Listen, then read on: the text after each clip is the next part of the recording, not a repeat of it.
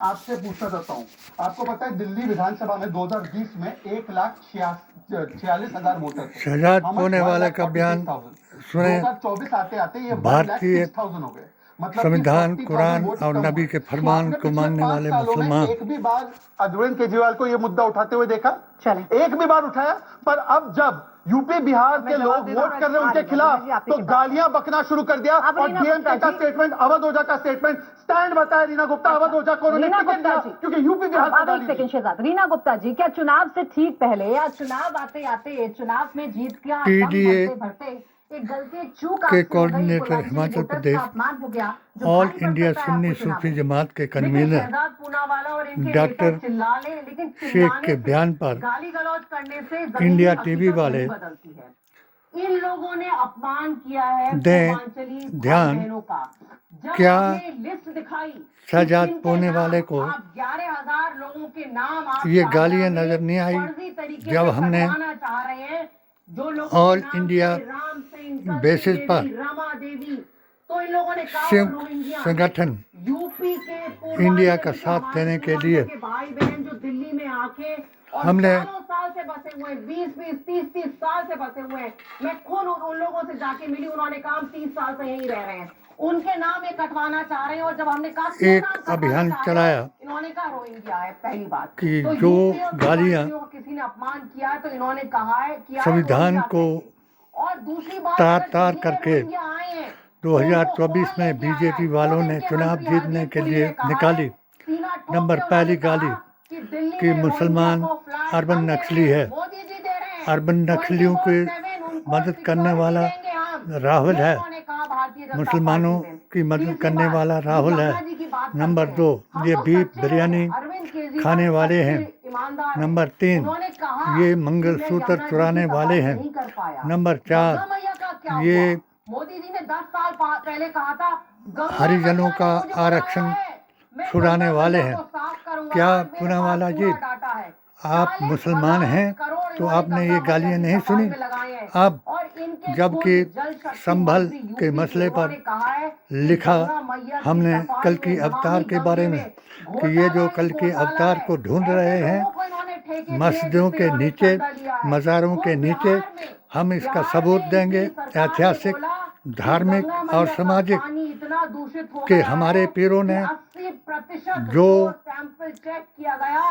हजरत मोहम्मद मुस्तफ़ा सल्लल्लाहु अलैहि वसल्लम के रोजे से इजाज़त लेकर के आए, जैसे पीर महिउद्दीन चिश्ती अजमेर आए और उन्होंने जो अल्लाह ताला की तरफ से दीन इस्लाम को सच्चा करने के लिए करिश्मे दिखाए, और उनकी पृथ्वीराज की माता ने जो उनको पूछ दे करके बताया कि ये फ़कीर हैं, पीर हैं, इनको तेरे राज से, तेरे पास से कोई गर्व नहीं, ये अपने नबी का फरमान देना चाहते हैं, इनके साथ पंगा लेने की ज़रूरत नहीं।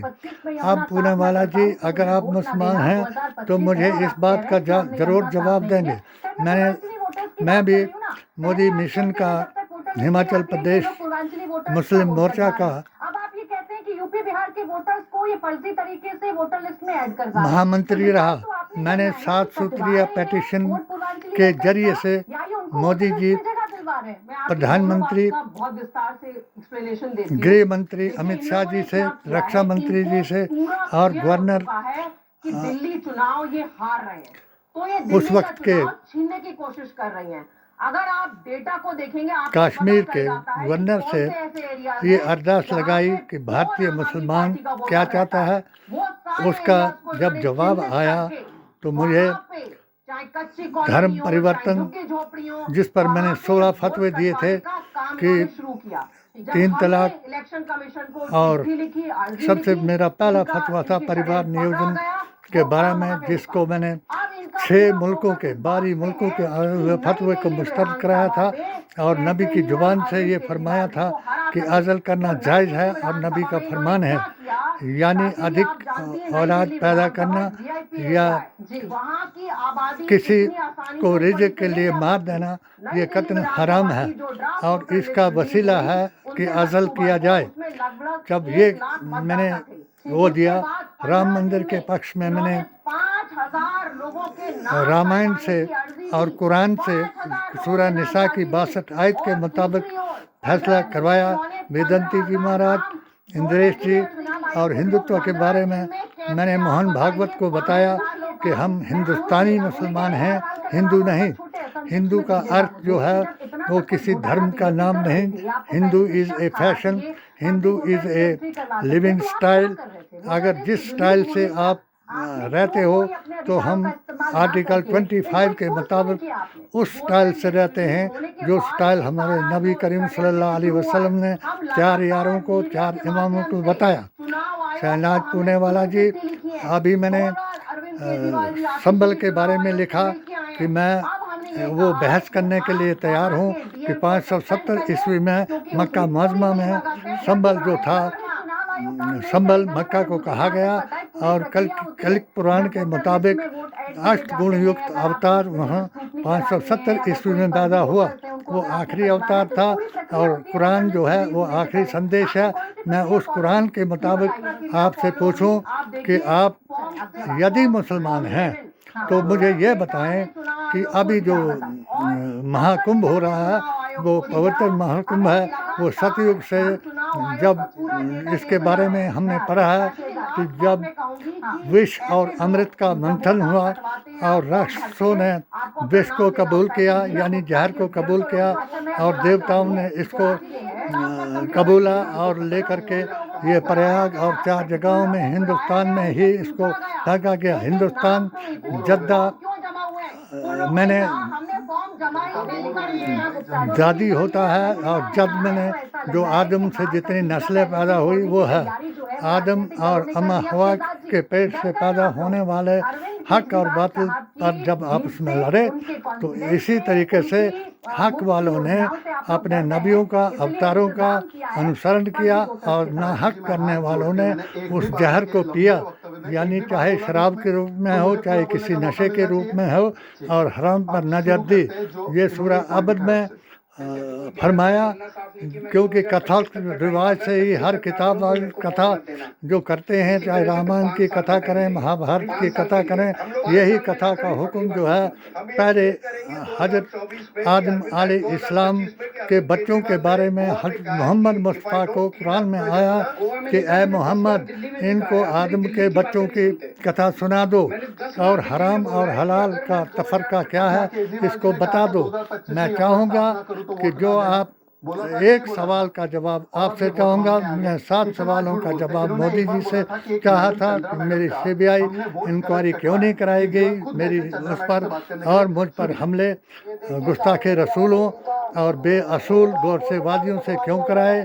आज भी मैं ये कहता हूँ कि संभल के बारे में जो कुछ मैंने लिखा और आज महाकुंभ के बारे में इस पर पवित्र पावन अवसर पर जो मैंने लिखा, इसी महाकुंभ के लिए हमारे मुसलमान भाई भी अपने कई बिजनेस करके लाखों रुपए कमाते थे और उस परमेश्वर का धन्यवाद करते थे जिसने सतयुग से इस कुंभ को जारी रखा।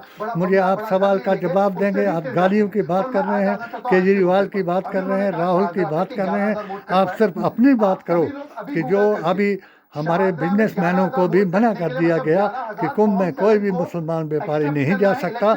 कारण जब हमने पूछा तो उसका कारण ये बताया कि ये ऐसी ऐसी मिठाइयाँ बनाते हैं जिनमें थूक लगाते हैं, पेय बनाते हैं जिनमें पेशाब फेंकते हैं। मुसलमान, आप यकीन रखना, सबसे अगर पाक दुनिया में सनातनी है तो वो मुसलमान है, क्योंकि वो 5 वक्त वजू करके फिर वंदना करता है उस मातृभूमि की, यानी वंदे मातरम कहता है। 96 बार वो अपना माथा जमीन से लगा करके और जमीन से लगा करके कहता है सुभान रब्बियल आला, सुभान रब्बियल आला, कि उस अल्लाह ताला से बेहतर और अच्छा कोई नहीं है, उससे बड़ा कोई नहीं है।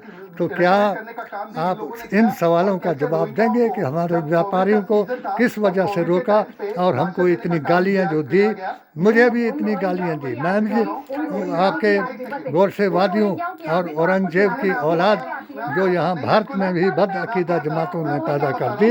और औरंगजेब को वली बताने वाले जो हैं वो मुनकिर हैं, और जो हमारे आकाए दो जहाँ रसूलुल्लाह का फरमान लेकर के जो पीर तरीक़त आए, निजामुद्दीन औलिया ने बताया कि ये टुकड़े के कुत्ते हैं, और टुकड़े के कुत्ते एक दूसरे को काट रहे हैं। क्या आप जो पक्षपात की बात कर रहे हैं, टेलीविज़न पर रोज़ आ रहे हैं और ये बता रहे हैं, और मुसलमानों को हिंदू मुसलमान ही करा रहे हैं। अब जो दिल्ली में है वो हिंदू मुसलमान नहीं चलेगा, वहाँ चलेगा कि हिंसक हिंदू वर्सेस चुनावी हिंदू, इसमें कोई शक नहीं है। और यहाँ मुसलमान की बात नहीं होगी। और दकियानूस मुसलमान अगर यहाँ भी महाराष्ट्र की तरह या दूसरे जहाँ अल्पसंख्यक मुसलमान थे हिमाचल की तरह, वहाँ भी ऐसा करेंगे और ऐसा करके अपने आप को बड़े फतवे लगाएंगे, तो वो वही लोग गुस्ताखे रसूल होंगे। क्यों कि यहाँ मुकाबला हिंदू मुसलमान का अब नहीं रहा, अब रहा चुनावी हिंदू और हिंसक हिंदू का। जो बीजेपी है उसमें अधिकतर लोग हिंसक हिंदू हैं, जिन्होंने हिंसा फैलाई, मुसलमानों को गालियां दिलाई और राहुल गांधी के न्याय यात्रा को बिघन डालने की कोशिश कराई और अब मैं लड़ाने की कोशिश कराई। मैं ये इनसे चाहूँगा कि चुनाव जो है वो मुद्दों पर लड़ा जाए, हिंदू मुसलमान पर न लड़ा जाए। और पीडीए और एआईएसएसजे के जो अभियान है उसके साथ सलाह करके उनको बहस में बुलाया जाए। हम हर बहस करने के लिए तैयार हैं, मगर बहस जो है वो धार्मिक किताबों से होनी चाहिए।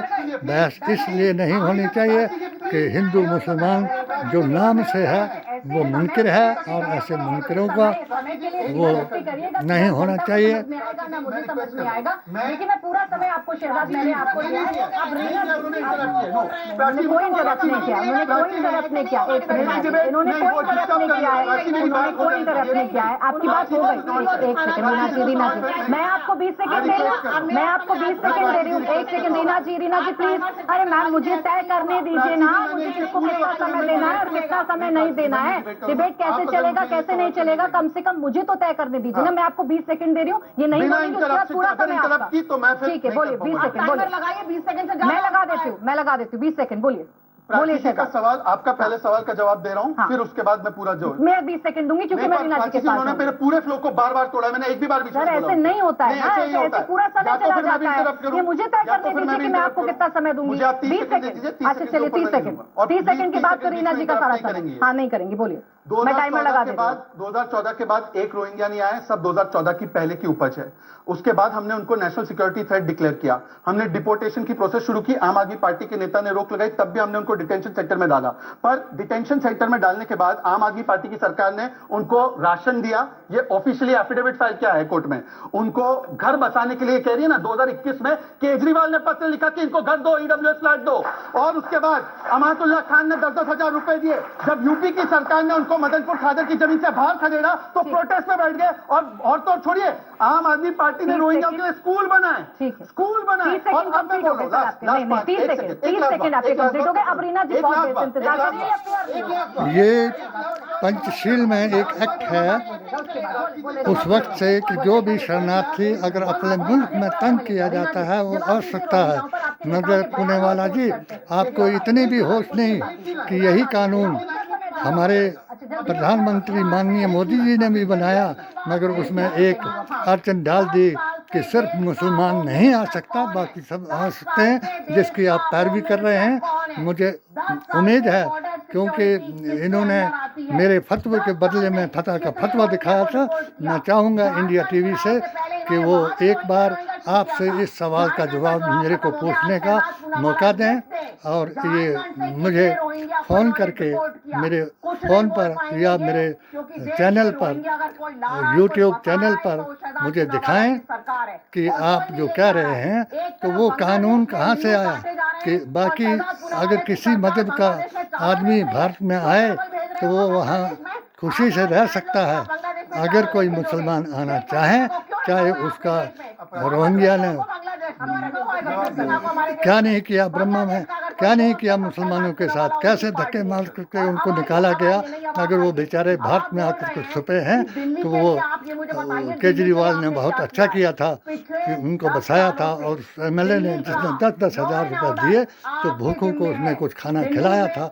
ये कानून के खिलाफ नहीं, ये भारतीय संविधान के खिलाफ नहीं, ये यूएनओ के खिलाफ नहीं, ये मानवाधिकार के खिलाफ नहीं, ये सब सही है। आप एक ही बात का मुझे जवाब देंगे कि हमारी रोजी रोटी को कुंभ में जाकर के जो हम कमाते थे उससे भी महरूम कर दिया, और ये कह दिया कि मुसलमान जो है वो उसमें थूकता है, ऐसा करता है। ये बिल्कुल सरासर और गलत है। आप अपनी जमात बताएं। हाँ, ये मुझे ज़रूर है कि आपके बीजेपी के मुसलमान हैं, मगर नबी करीम सल्लल्लाहु अलैहि वसल्लम के मुसलमान नहीं। अगर कोई मौलवी, कोई मुल्ला, कोई धर्माचार्य, कोई पंडित आपको अगर मुसलमान या सनातनी साबित कर दे तो मैं उसके साथ बहस करने के लिए तैयार हूँ। मैं इंडिया टीवी से फिर इंडिया टीवी को नमस्कार करता हूँ कि ऐसे लोगों से जो आप बयानबाजी करा रहे हैं और मुसलमानों के खिलाफ बयान दिला रहे हैं, ये अच्छा नहीं होगा। आप गृह युद्ध छोड़ने की बात कर रहे हैं। ये चुनाव जो है, अगला चुनाव आप गृह युद्ध में बदल देंगे। ये चुनाव जो है, ये जो कानून के मुताबिक, चुनाव प्रक्रिया के मुताबिक होना चाहिए। संविधान को तोड़ने वाले को सजा होनी चाहिए, और संविधान के खिलाफ जो आचार संहिता के दौरान भी बात कर रहे हैं उनको सजा दिलाई जाए। ये हमारा आवेदन है। जय हिंद, जय भारत, जय भीम।